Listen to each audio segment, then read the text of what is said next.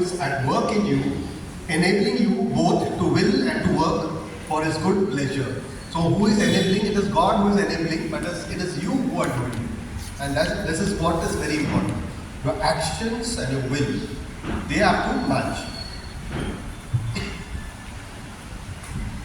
So conform, the word conform means to comply to the rules or standards. So normally we do this when we say abiding by the rules. For example, 10 commandments. So 10 commandments is you comply to this rule, you conform to this rule, then you are a Christian. This is how it's put up. Yeah. And then when we say will, so will can be for us desire or choice or capacity to decide. When I decide, it is I who do it. So many times we have this saying, it's my life.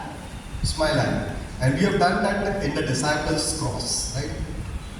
Put an I in between, and then we spoke about what we are, what we used to be.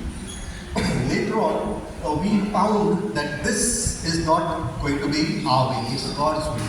And so it can be, many times we are still stuck in this my way.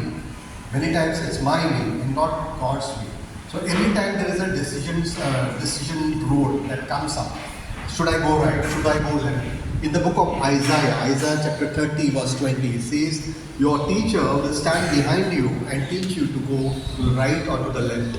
And this is God is saying that I will guide you. You need to listen to me. So this is what it says. Yeah. And the book of Ephesians, the letter to the Ephesians chapter 5 says, therefore do not be unwise, but understand what the will of the Lord is. So we are called to understand God's will and to do God's will. Two things. First, understanding. So many times this is the first problem. We don't understand God's will, and how can we do God's will?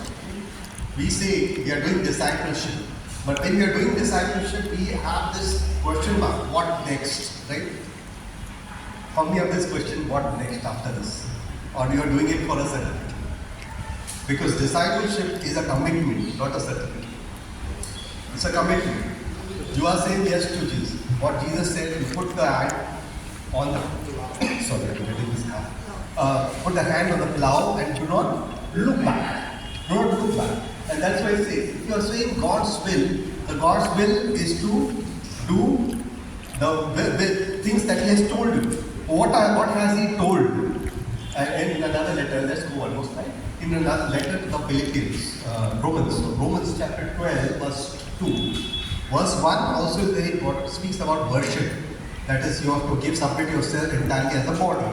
But here, it says, do not conform to the pattern of this world, but be transformed by the renewal of your mind, renewing your mind.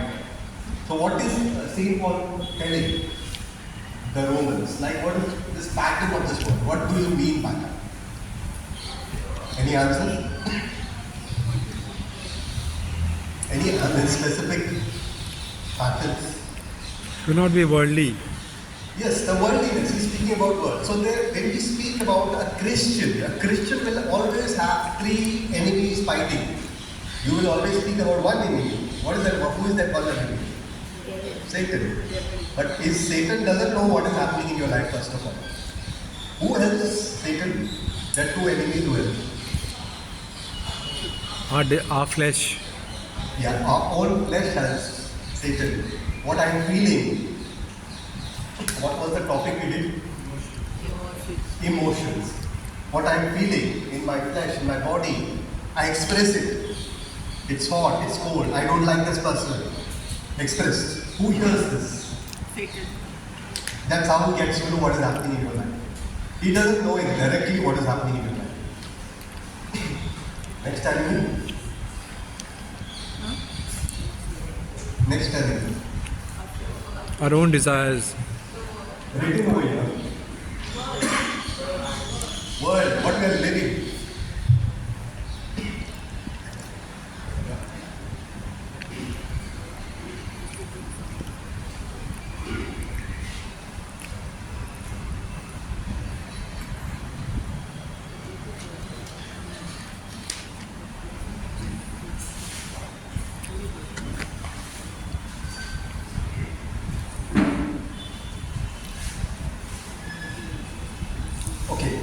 So next enemy we mentioned is the world. The world, flesh and Satan. They are the three enemies. They will always come. So then what is happening is, then you will be able to test and approve that what is God's will. How you will be able to test? When your mind is renewed. Renewed by what? By God's word. What is God telling you? That is how the mind is renewed. And this is what it says, what is the perfect will. What God wants you to do in that moment. And that is what he's speaking about. Next slide. So here, the CCC say, God created man a rational being. So what is the meaning of rational? Thinking intellectually. Reasoning. What else? It says God willed that man should be left in the hand of his own counsel. So God, as mentioned earlier, he is left in his own counsel means free will. And so that he might own accord seek his creator. So no one tells who is God and everything. God is calling and you respond. That's how it works. Man is a rational and therefore like God, he created with free will and is the master over his acts. So what it says, actions belong to person. Whereas judgment, for example, what God says, you have to think about it and act on it. So will is such. So when you are saying God will that man should be left in his hand on his counsel, it's a free will. You choose, that's I told you earlier. What was the verse? Deuteronomy chapter 30, verse 19. What is it? Yeah, what is it? Choose life. I have given life and death. Choose life. So that is what it says. Choice is ours. So, yeah, one more in the what Saint Thomas Aquinas says, the will moves the intellect as the exercise of its act. So the will that God says, not God's will, our will. But what it says, the action happens when I am thinking. Will, action. The action happens when I am thinking and allowing it to happen. So, who is doing it? God is doing it or a human being is doing it? It's I am doing it. It's based on the information that I am getting and working on the information, thinking about it and working on it. So allowing my will to go by. So this is called, yeah, go one more slide behind. Yeah. Once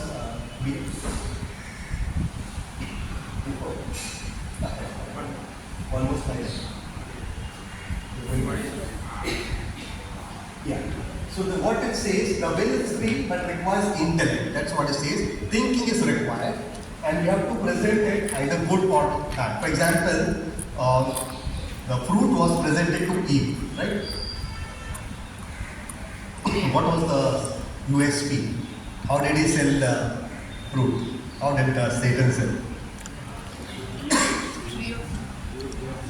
It is good. Or what did he say? Did he say something? You will become like God. So that is the temptation. And that's where you say the intellect starts working. Will it really happen? So intellect moves the will and by specifying the object. This will moves the intellect and by commanding the act. So after I think that I act. She did the same thing. And then these movements are complementary and can be contradictory. Sometimes it may not happen in the same manner. And it says the will moves the intellect by commanding, choosing to think. Yeah, next one. So man's will is considered as limited and God's will is unlimited. Means God can work in areas where we think nothing can happen. Whereas God, we can think a limited thinking. Our brain thinks limited. And it's a varied will changes man's will. God's will is constant. Man's will is correctable. Why do you think so?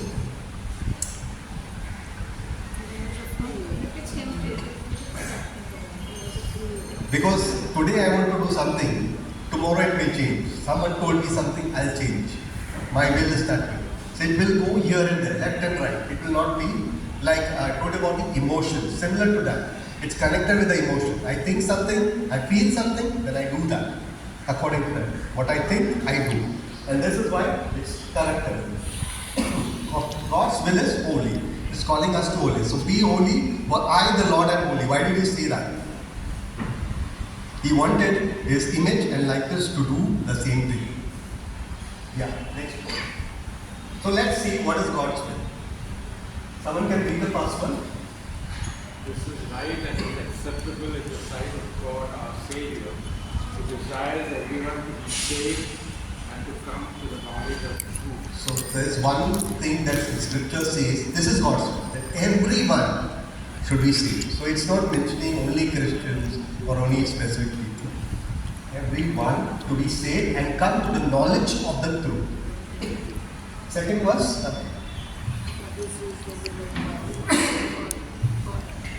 For this is the will of God, your sanctification, that you abstain from fornication. So what is the will of God? This is the will of God, your sanctification. What is the meaning of sanctification? That you abstain from fornication. In the state of holiness. Yes, the word sanctification comes from the word Latin word sancti. You know, when we do the sign of the cross in Latin, you know how it is sung. In nomine Patris et Filii et Spiritus Sancti. Sancti means holy, and you are called to be holy. So the sanctification process is calling to be a saint, in other words, a process. So what do you think the process of sanctification is? Is it an easy process or a difficult process? It's a gradual process. It's a difficult process. Why? Because it's a way to sainthood. You are called to be saints and you are being sanctified. So sanctification means problems. There are 3 T's: trials, tribulations, temptations. 3 things that will normally happen to when you are going through this process. So this is God's will. If you are going through trials, going through temptation, going through sufferings, it is God's will. Sanctification. Then say third thing. Rejoice always. Pray without ceasing. For this is God's will.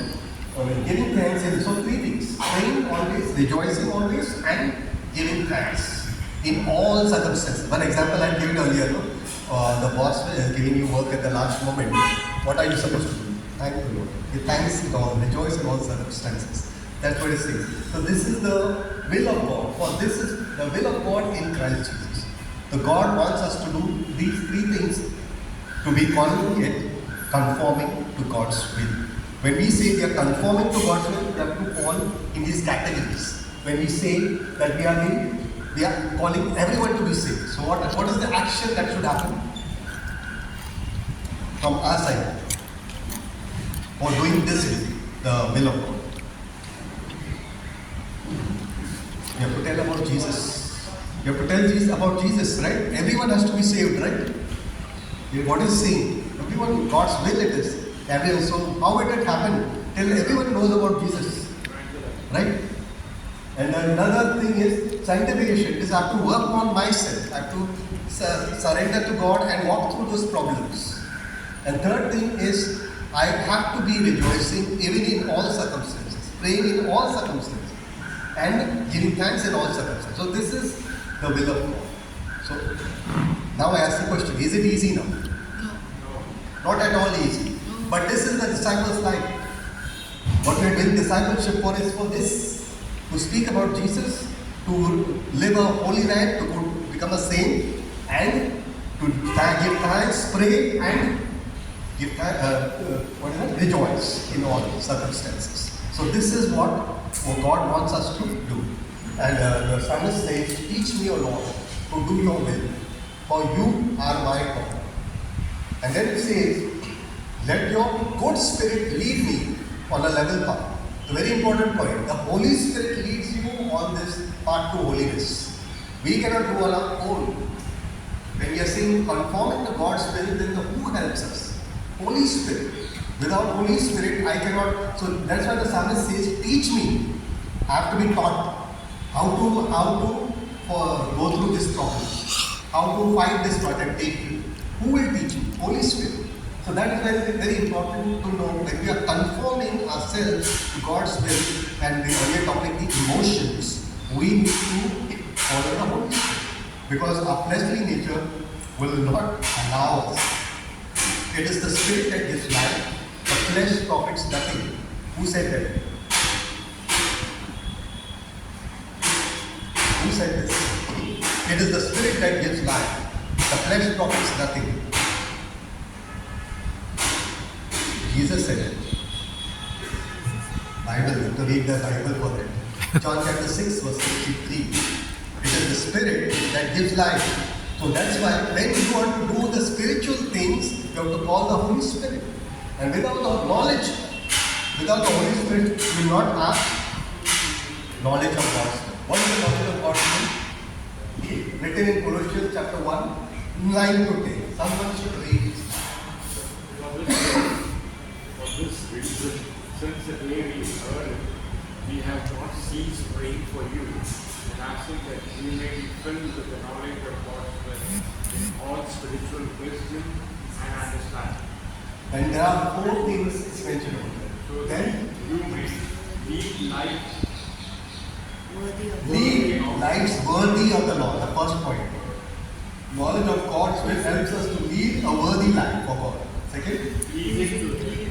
we will be pleasing to Him. Third, bearing fruit, the Holy Spirit, the fruit of the Spirit. Yes. Fourth, growing in the knowledge of the Lord.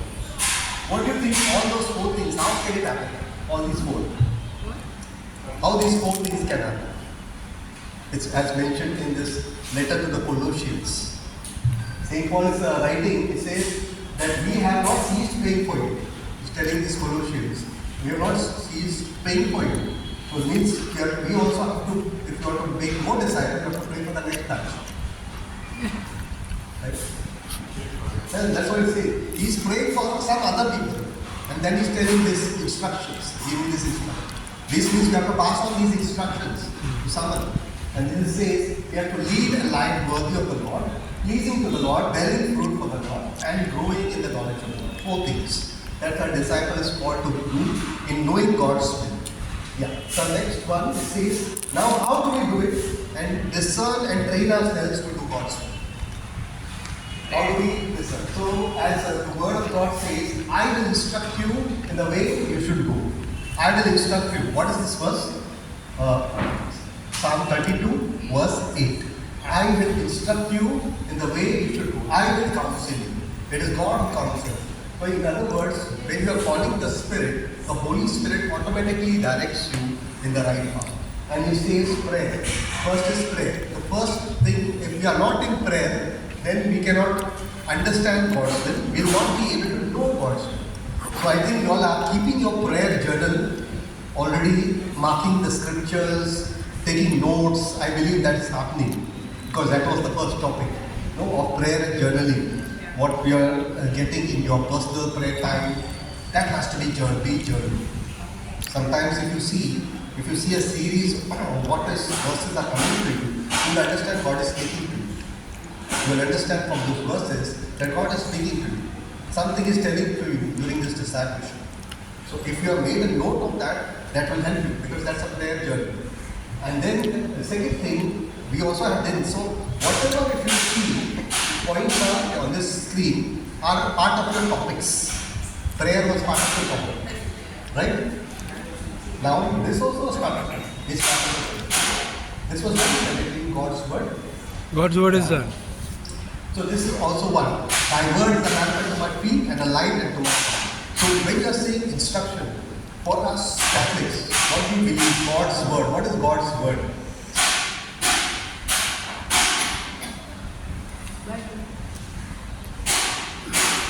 God's word for us is a person, right? The person. Jesus is that person. John chapter 1 verse 1. In the beginning was the Word. And the word was with God. And the word was God. And when we are saying, so if you see the lectors, when they read from the first reading, second reading, what they say? They didn't say this is the word of God. They say word of the Lord. Because we don't say a book is the word. We say Jesus is the word. And Jesus is the living word. So for us, it's a personal relationship. And that leads to the second table, that is the Eucharist. That's why we have this both. Table of the word and table of the bread. We have both. Yeah. So when you are meditating on God's word, this means you have to take reflections also from the CCC, because you have to reflect and see what is it saying, what is it telling, and then sometimes you can also write down what is God telling you. And I have to tell back what God wants you to do in this situation. Have you heard this from God anytime? Just a question. I think how many topics are over? 6. In the 6 today, I think 6 months then, or 3 months? 3 months. 3 months. So 3 months, and I think something God has started speaking to me. I will experience that. Yes. Because God's word is alive and active. Hebrews chapter 4 verse 12 says, God's word is alive and active, sharper than any two-edged sword. Meaning it will touch your emotions. Yeah. Third point, Holy Spirit. Guidance from the Holy Spirit. Already mentioned this point, but in this Jesus is saying the advocate whom the Father will send in my name will teach you. So again that verse saying, what was there at the beginning, which verse you remember? Teach me to do your will. Which is that verse? Psalm 143 verse 10. Says, teach me to do your will, for you are my God. Here Jesus is telling, the advocate will teach you. And in other versions, paraclete. You know who is a paraclete? The Holy Spirit. No. Holy Spirit is there. But what is the real meaning of paraclete? The one who walks alongside of you. Yes, that is very important. You know, have you seen soldiers when they have to cover each other and go in a territory wherever there is enemies? So one will stand this side, the other will stand the back. Both will stand back to back, and they will protect each other. That is the paraclete. The Holy Spirit's work is this, along with you. He stands along with you and gives guidance. Go this direction. So if you see, it has a lot of meaning. Let's say paraclete. So this is very important. The parakletos, it says in Greek, it is going to teach you everything. It's going to guide you in the right places. So this is the third thing. Fourth is surrender, a life of surrender. That's what it says. And CC says, by faith, man completely submits his intellect and will. So it is surely we are doing God's will, but we have to offer ourselves, surrender ourselves, then we will be able to do God's will. How? When you're surrendering your entire way. So when you say Romans chapter 12 verse 2 at the beginning, we said you are conformed to God's will. But in 12:1 it says, submit your body as a living sacrifice. Living sacrifice. And a worship you have to offer. So this is surrender. You have to put your entire being to God. Lord, use me. Lord, use me. And then surrender. And say, submit your plans to God. Proverbs 16 verse 3 says, commit your ways to God. Commit your ways to God. Means, Lord, I am going to do this. Help me. And if it is your will, help me. So that's why we say, Our Father, your kingdom come, your will be done. Yeah. The fifth point, allow God to renew your mind. So what is God going to do when you say renew your mind? What is God specifically doing? He's changing. Transforming is changing, but what is the thought process? It's complete change of thinking. From what I am looking, the direction also is changed. I am looking here, the Lord is telling, look in the front, and that's what it says, it's pleasing and perfect, because God will guide you. As I told you, Isaiah chapter 30 verse 20, your teacher will stand behind you and will guide you. Go to the right, go to the left. That is how. Yeah. Next one, 6th point, counseling. So this is a very important point in discipleship. Do you all have prayer partners in this group? Prayer partners? We had made groups, but I don't know whether they're contacting. No, prayer partners. Prayer partners.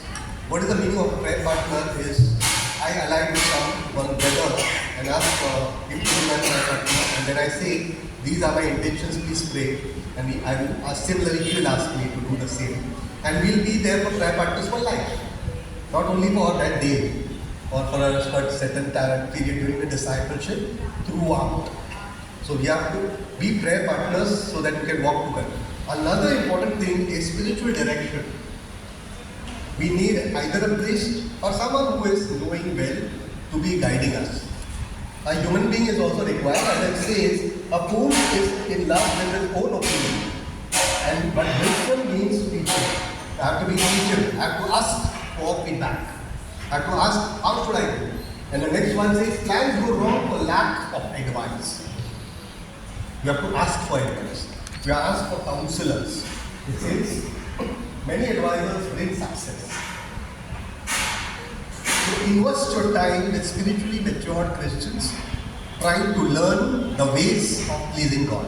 That's very important, especially prayer time, being with the prayer room in intercession. Or if you have not attended a retreat, attend a retreat. There is Jesus Encounter retreats that keep on happening every month. So we can attend a retreat and understand how can I get in touch, or how can I become an intercessor, something like that. Yeah.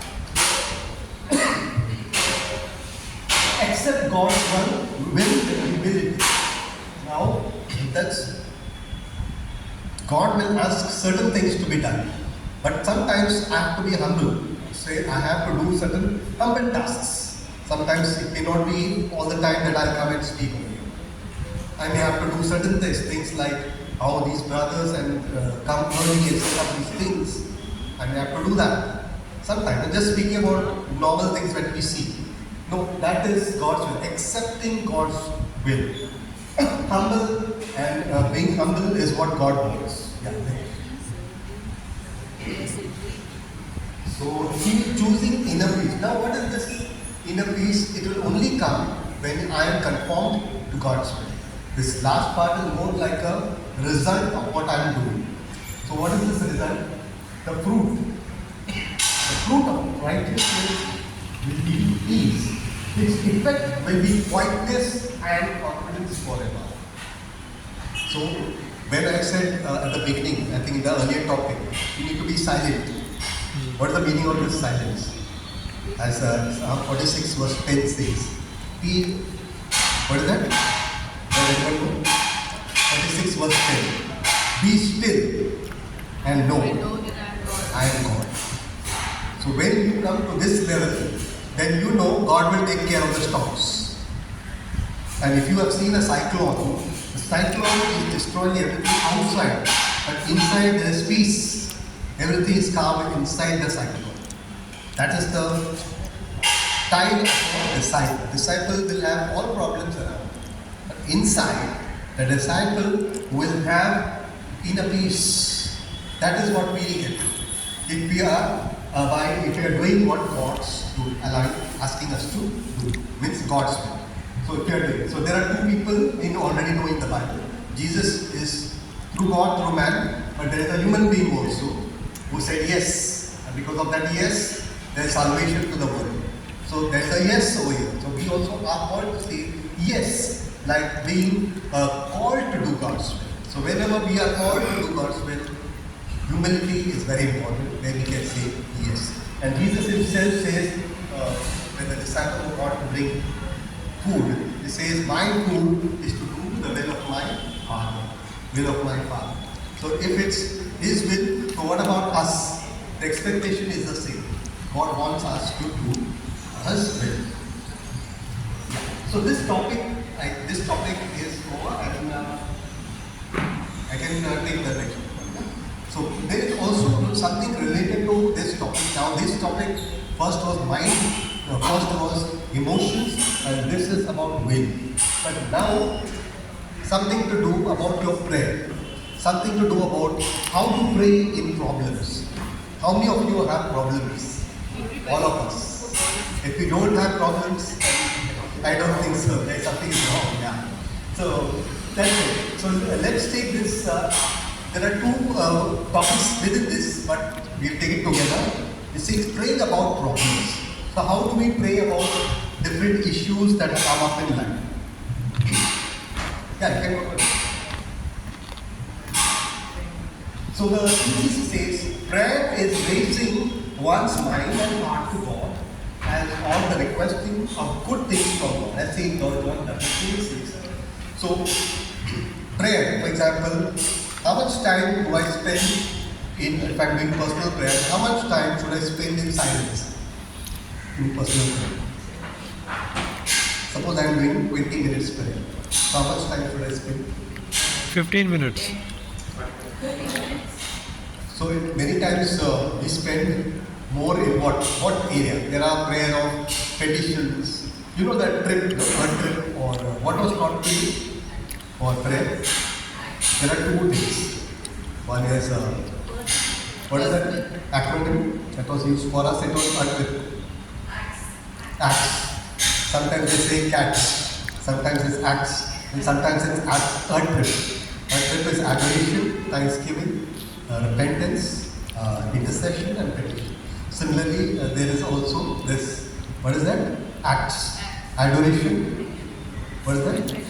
Confession, thanksgiving, and supplication. So, which area do you spend more time? If you are doing acts, which area do you spend more time?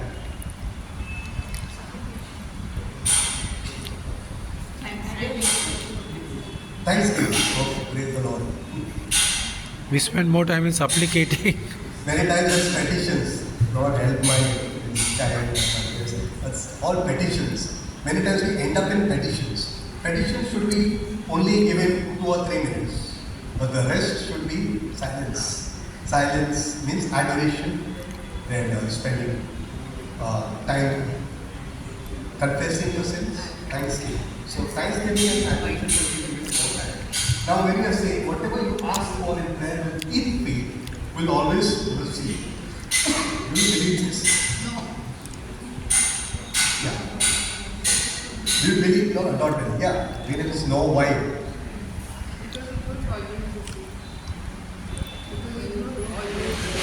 You don't always get. Why means I'm asking why. Why you don't get? Where is it written specifically? With faith. With faith. It's specifically written over with faith. Conditions apply. Whenever there's a game or something, you always say conditions apply. So that is the with faith. So let's go to the next slide. Says the prayer of faith consists of not saying Lord, Lord. Many times we say Lord, Lord.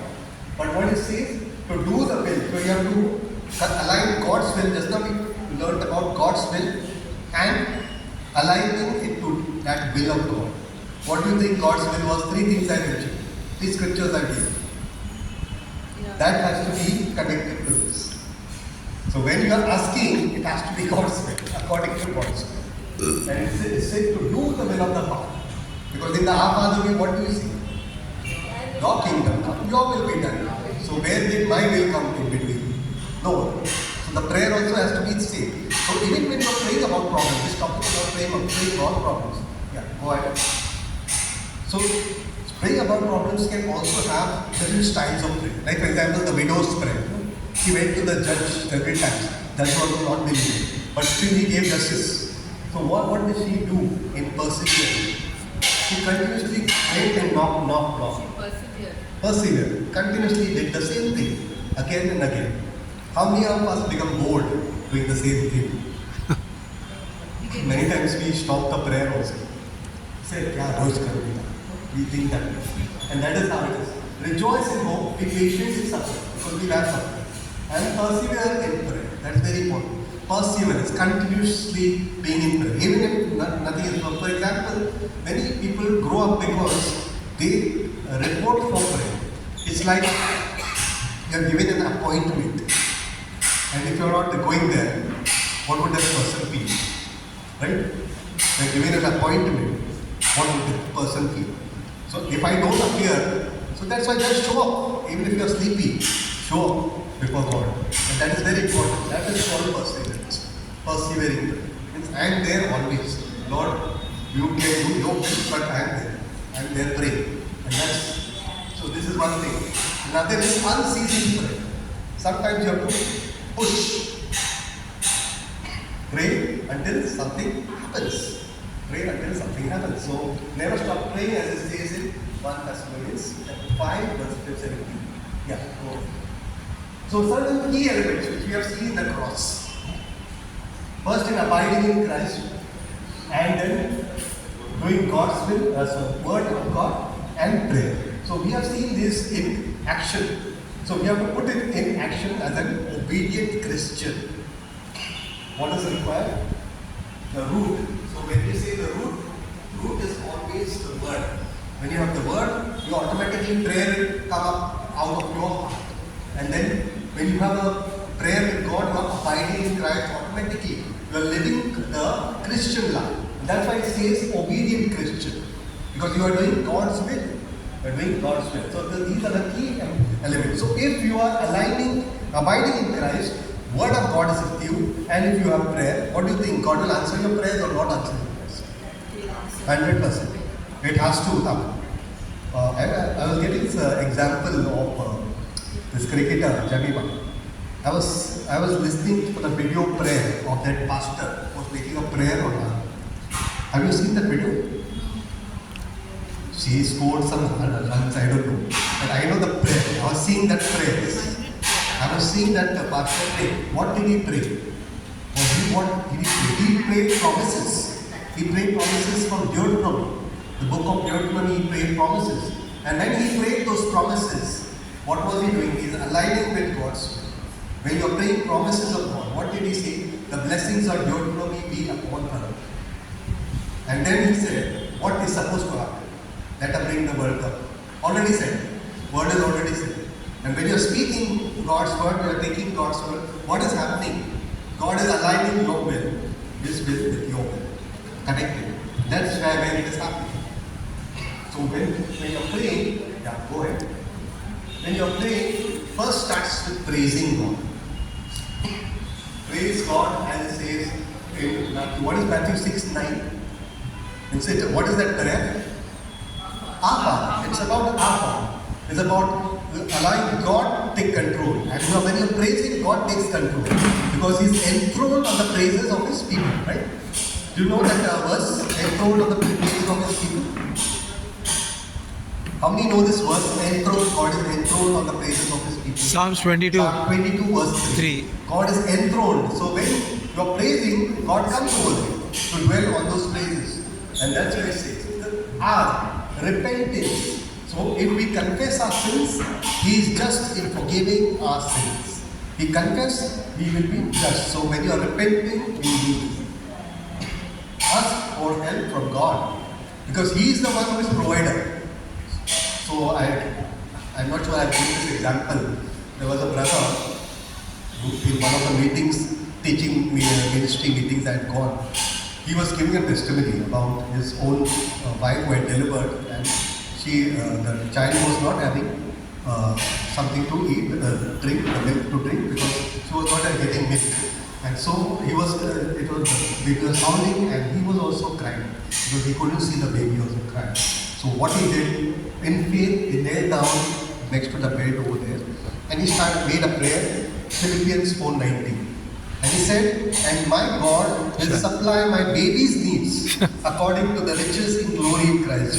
He repeated it 2-3 times, and then her wife was able to feed the child by forgiveness. So that is the miracle he was mentioning. The testimony says how God's word works. If you have faith in that moment, and if you align yourself with God's will, that will happen. So ask for it.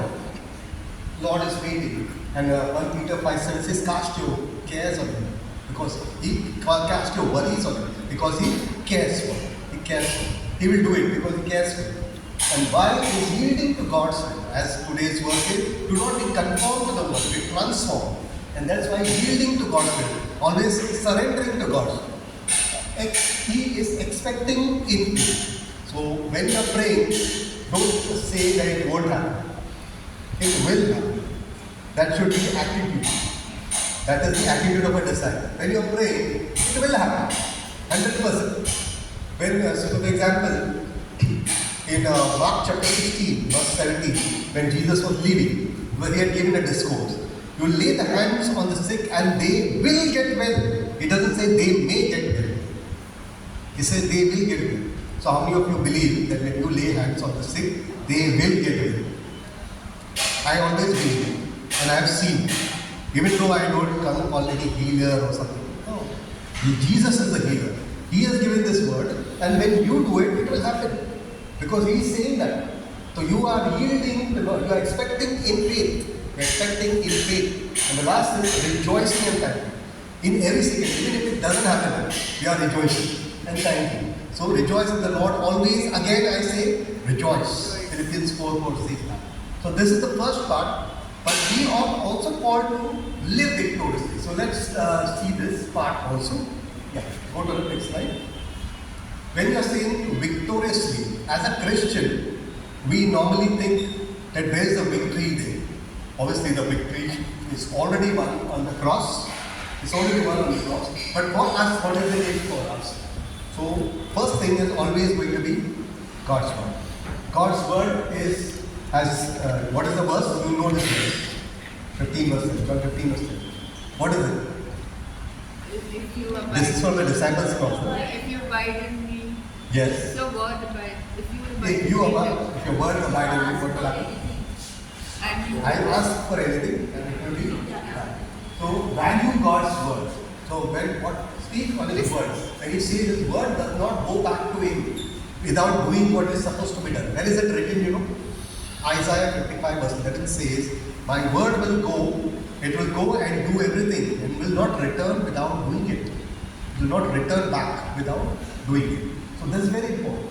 The second is again Holy Spirit. Inviting the Holy Spirit, as it says, he's a counselor. So we need to ask the Holy Spirit in this battle. So it's a battle. When you are saying victory, so you are fighting a battle. Against you, again it's one word. No, it's not one. You're fighting against three. The world, the flesh, and Satan. Satan is the last. Keep him last. Don't give him glory. He is not to be glorified. Whenever you see Satan blame, he gets glorified. When you're blaming everything on Satan, he is getting glory. He is happy. His name is being proclaimed. So very times you should not take the name.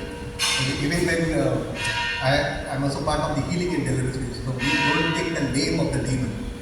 Don't take the name of the demon because the demon gets power. But if the exorcist takes the name of the demon, then they have to submit. That's how it is. But it depends on authorities. There are some authorities given only to the priest, some given to lay people. Okay. So there is committing to trusting in God. So we have to commit ourselves, our works to the Lord. And it says commit to works to the Lord, trust in God, rely on your own understanding.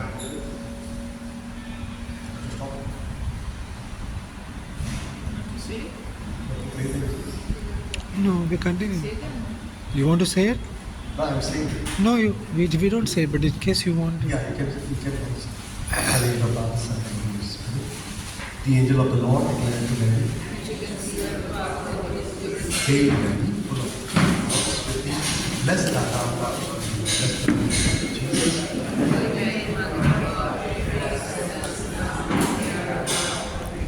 Behold the handmaid of the Lord. Hail Mary, full of grace, the Lord is with thee. Blessed art thou amongst women, and blessed is the fruit of thy womb, Jesus.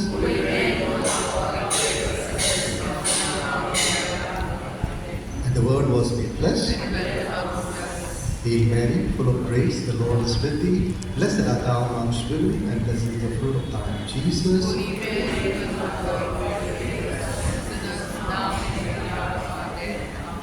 Pray for us, Holy Mother of God. Let us pray, who whole receives the Lord and grace of the heart, that we to whom the incarnation of Christ thy Son was made known by the angel, may by his sacred cross be brought to the glory of his name. To the same Christ our Lord. Amen. May the divine assistance be always with us. Amen. May the souls of the faithful departed to the mercy of God rest in peace. Amen. In the name of the Father, Son, and Holy Spirit. Just we are praying, when we are praying the angels, one testimony is coming to my mind. There was an exorcism going on in this Dadar church, Portuguese church, Dadar. So the priest, there were two priests over there. Both of them were doing this exorcism, but the demon was not going not being the person was not being delivered. But this how it just rang. It rings over there also at 6. When it rang over there. So they said, okay, let's leave it and pray the angel.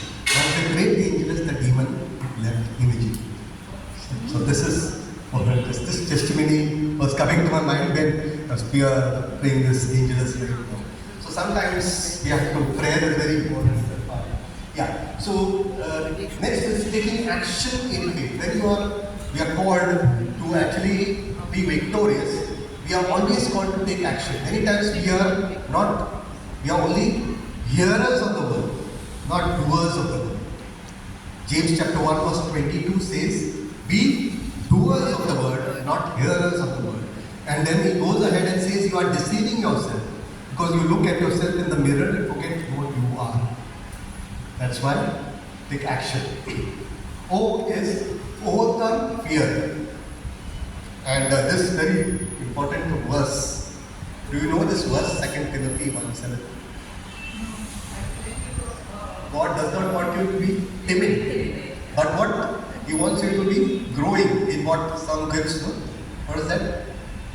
Can you mention? He does not want you to be timid. Yeah. So what he wants you to do? Bold in faith. Faith, hope, right? Hope. Which is mentioned. So what I am trying to tell you is Holy Spirit is in Timothy 1:6. If you read it, 1:6, it says, fan the flame. Fan the flame. You know, when the flame goes off, it is going to die. But when you fan it, automatically the fire becomes fire. That's what he says. Our faith should be like this. So when you are to overcome fear, you have to have the fanning of the flame. That is to call the Holy Spirit. So the Holy Spirit takes away the timidity. Then you grow, you take hope and charity. And this is what happens when you overcome fear. So how many think that you are having fear? Yes, I too have. Everyone has fears, but no one will say that. 1 John 4:18 says, perfect love drives out fear. The perfect love drives out fear. But the perfect love was on the cross. When Jesus died on the cross, that was perfect love. And that love drives out fear. So when you are looking at the cross, fear is going off. Many times you have to look at it. And then rejoice, already mentioned this point earlier. But it's in God's promises. How many promises do you know already? Why I am asking you? Because as disciples, when you go, you have to pray for people. You have to claim those promises for the people. Suppose you are going to a hospital and you just go and visit and come, no point. Now you are disciples. You are supposed to pray for that person. So something has to be prayed. Some verse has to be known. Some promise has to be known. So, for example, Jeremiah 17 verse 14, heal me, O Lord, and I shall be healed. Save me, O Lord, and I shall be saved. For you are the one whom I praise. So just if you keep the hands of the person and pray, or hold the hand of the person and pray, you see, God will heal you also and that person also. That is going to happen. So this is how God's promises. Yielding to God's will. And this is what we already did as a topic, the earlier topic, yielding to God's will. What does Luke 22:42 says? Can you open the Bible? 22:42. Luke 22:42. Can you read this? I think this is the last part. You can read it. I think we have time.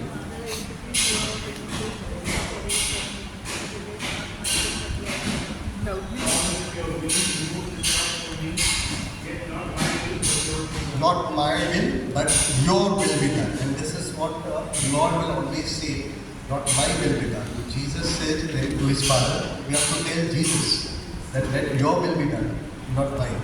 Let it happen to me and according to your will. And we have said that every day in our Father. We say that every day. And this is the thing of victory. So victory is only won against the enemies that are there in us. So we sometimes are fighting within ourselves. That is the flesh. And sometimes you are fighting against outside.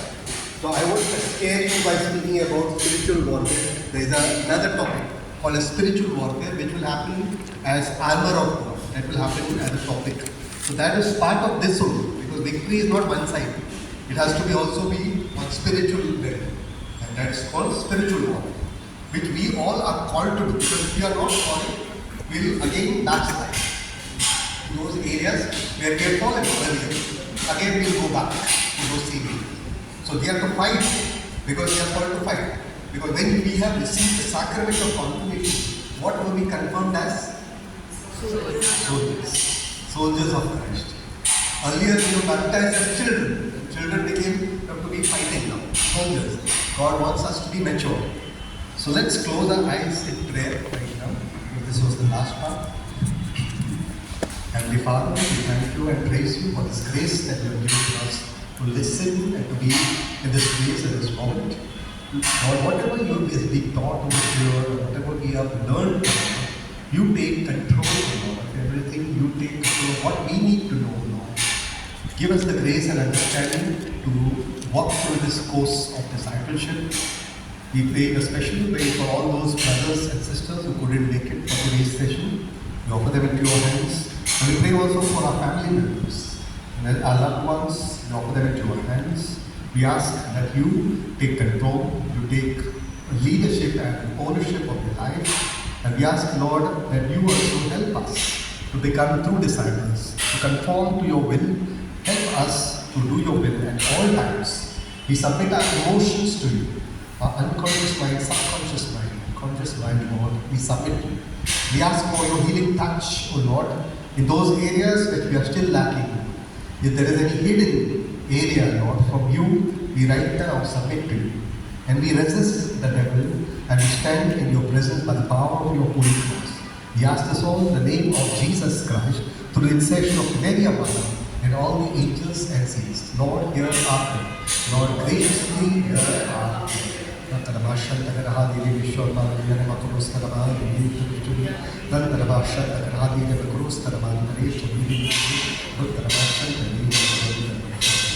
Hail Mary, full of grace, the Lord is with thee.